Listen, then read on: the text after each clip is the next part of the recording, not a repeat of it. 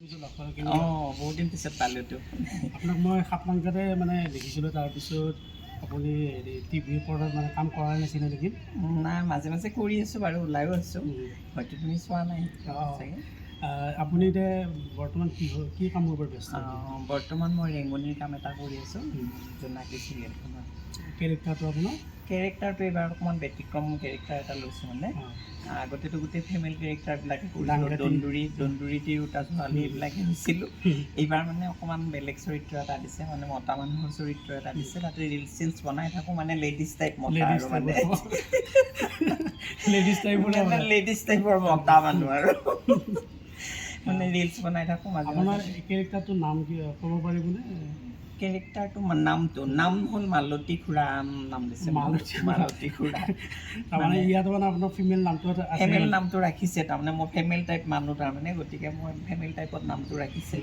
আৰু মাজে মাজে মেখেলা চাদৰ পিন্ধি ৰিলচ চিলচ বনাওঁ কেতিয়াবা। মানে ইয়াতো মেখেলা চাদৰ পিন্ধিব? মাজে মাজে পিন্ধিছোঁ বাৰু। যদিও মানে মতা মানে হেৰিটো মানে কেৰেক্টাৰটো তথাপি মানে মাজে মাজে মানে মাইকীৰ কেৰেক্টাৰ কৰি মানে ৰিলচ বনাইছোঁ আৰু এনেকুৱা আৰু। আপোনাৰ হেৰি আগতে ডাংকাটি কেৰেক্টাৰটো কৰি কিনে মানে ভাল লাগিছে নাই এইটো বেছি ভাল লাগিছিলে? মোৰতো নহয়, মানে কেৰেক্টাৰ এটা কৰিব গ'লে গোটেইটো ভিতৰত সোমাই ল'ব লাগেতো। গতিকে মইতো ডাংকাটি চৰিত্ৰটোত একেবাৰে ভিতৰত সোমাই গৈছিলোঁ। এইটো চৰিত্ৰত মই বেছি দিন হোৱাই নাই আৰু নতুনকৈ কৰা বুলিয়ে ক'ব লাগিব। মই মেল কেৰেক্টাৰ যিহেতু বেছি কৰা নাই, খুব কমকৈ কৰিছোঁ। আৰু ডাংকাটি চৰিত্ৰটো মই আৰম্ভণিৰ পৰা কৰিছোঁ যেতিয়া ডাংকাটি চৰিত্ৰটো মই একেবাৰে ভিতৰত সোমাই গৈছিলোঁ। গতিকে কোৱাৰ পিছতে মই গম পাই যাওঁ কি কৰিব লাগিব তাৰমানে। গতিকে মোৰ ডাইৰেকশ্যনৰ প্ৰয়োজনে নহয় সেইটোত। কিন্তু এইটোত অকণমান মোৰ অসুবিধা এটা আহিছে বাৰু, নতুন বুলি ক'ম মই এতিয়া।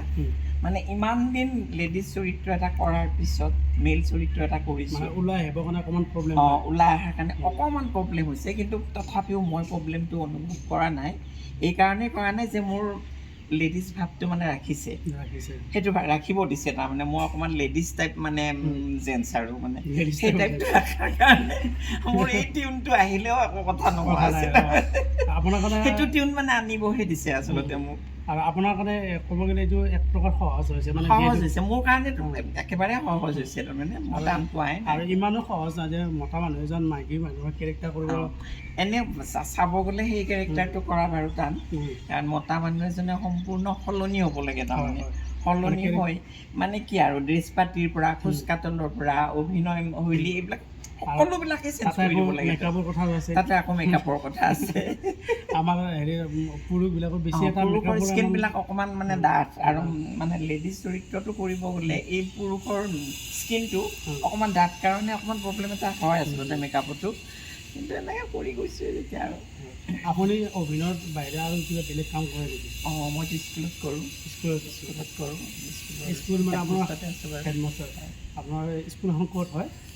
গাঁৱৰ ঘৰৰ ওচৰতে। মঙলদৈ। আপোনাৰ ওচৰত সেইকাৰণে মানে সুবিধাটো মানে খাপলাংকা কাৰণে সুবিধাটো তাত মোৰ বেছি সুবিধা হৈছিল। তাৰমানে কোনো সময়তে মই স্কুল কৰি পেলাই আহিব পাৰিছিলোঁ। এতিয়া ইয়াত কৰাৰ লগে লগে অকণমান অসুবিধা এটা হৈছে বাৰু। গুৱাহাটীৰ পৰা গুৱাহাটীত মঙলদৈৰ পৰা মানে গুৱাহাটী অহা যোৱা কৰাটো প্ৰব্লেম হয়, নতুবা স্কুল কৰি পেলাই আহিবও নোৱাৰোঁ। কোনোবা দিনাখন অকণমান কৰি আহিব লাগে বা কেতিয়াবা নোৱাৰিম এনেকুৱা। আপুনি অভিনয় আগতে প্ৰথম মানে কেনেকৈ মানে চিন্তাটো মানে আহিল যে মই অভিনয় ক্ষেত্ৰত কাম কৰিম বা নহয়, মোৰ এনেকুৱা ধৰণৰ চিন্তা কৰি পেলাই মই আচলতে অভিনয় জগতত নামা নাছিলোঁ। স্কুলত থকা দিনতে প্ৰথমতে ভেকশ্যন কৰিছিলোঁ মই। মানে ভেকশ্যন কৰোঁতেও সেই লেডিজ কেৰেক্টাৰৰে ভেকশ্যন কৰিছিলোঁ। তাৰপিছত ভেকশ্যন দেখি মোক প্ৰথম মানে খুলীয়া ভাওনাৰ দল এতিয়া পাই পেলাই তাত আমি দ্ৰৌপদী বনালোঁ। তাৰপিছত লাহে লাহে আকৌ কলেজ পালোঁগৈ। কলেজ পাই উঠি তাতো কৰিলোঁ, মানে অভিনয়ো কৰিলোঁ, মানে ব্যংগনাট কৰিলোঁ তাত। ব্যংগনাট কৰিলোঁ, একক অভিনয়, এনেকৈ কিবা কিবি কৰিলোঁ, ভেকশ্যন কৰিলোঁ লেডিছেই। তেতিয়া মোক প্ৰথম বুলবুল দাই দেখিলে, দেখি পেলাই এদিন ঘৰত গৈ পেলাই মাতি আনিলে। তাৰমানে লাচোন মোৰ তেতিয়া তাৰমানে কি অডিঅ' কেছেট আছিল। তেতিয়া অডিঅ' কেছেট এটা কৰিব লাগে, তই স্ক্ৰিপ্ট এটা লিখচোন। তাৰপিছত তই যোনখিনি কৰিছিলোঁ আপুনি স্ক্ৰিপ্টো লিখে মানে? লিখিছিলোঁ। আজিকালি অৱশ্যে লিখা বাদ দিছোঁ, মোৰ সময় নিমিলে আৰু কেতিয়াবা প্ৰয়োজন হ'লে কিবা লিখি লওঁ নিজাকৈ। কিন্তু এনেকৈ স্ক্ৰিপ্ট আৰু নিলিখোঁ, মানে নিলিখাৰো কিবা কিবি কাৰণ থাকিল বাৰু। কি কাৰণত বন্ধ কৰিলোঁ এতিয়া কৈ লাভ নাই এইবিলাক। থাকিল আৰু ভিতৰৰ বহুত কিবা কিবি থাকে। তাৰপিছত মই এনেকৈ লিখা চিখা বাদ দিলোঁ বাৰু। তাৰপিছত লিখিলোঁ, লিখি মেলি পেলাই কৰিলোঁ।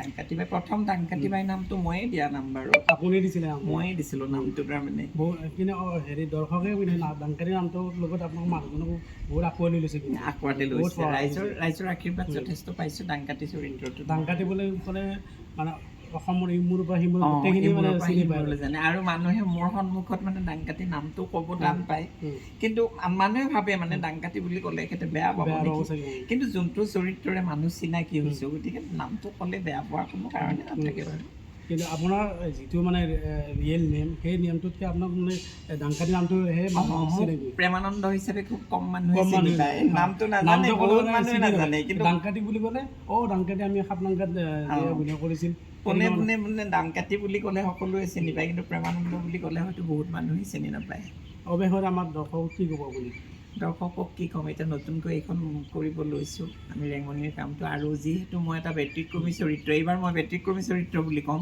ইমান দিনে যিহেতু মেখেলা চাদৰেৰে কৰি আহিছিলোঁ এইবাৰ মই পেণ্ট চাৰ্টেৰে কৰিছোঁ গতিকে ৰাইজে আশীৰ্বাদ দিব আৰু ভুল ক্ৰুটিবোৰ মোক আঙুলিয়াই দিয়ক আশীৰ্বাদ কৰক তাকে কামনা কৰিছোঁ ধন্যবাদ আপোনালোকে যেনেকৈ আমাৰ দাদাক আঁকোৱালি লৈছিল জোনাকীটো আপোনালোকে চাব আপোনাৰ কেৰেক্টাৰটো কৈ দিয়কচোন ৰাইজক এইবাৰৰ কেৰেক্টাৰটো হ'ল মই সাধাৰণতে এজন দোকানী মানে ৰিলছ চিলছ বনাই থাকোঁ লেডিজ টাইপ দোকানী এজন ৰিলছ বনাই থাকোঁ লেডিজ টাইপ আৰু মানে সম্পূৰ্ণ ঠিক আছে চবেই আঁকোৱালি ল'ব দাদাক আৰু আপোনালোকে যেনেকৈ মৰম দিছে জোনাকীটোক দাদাক মৰম দিব আজিলৈ পাই তাকে আশা কৰিছোঁ ধন্যবাদ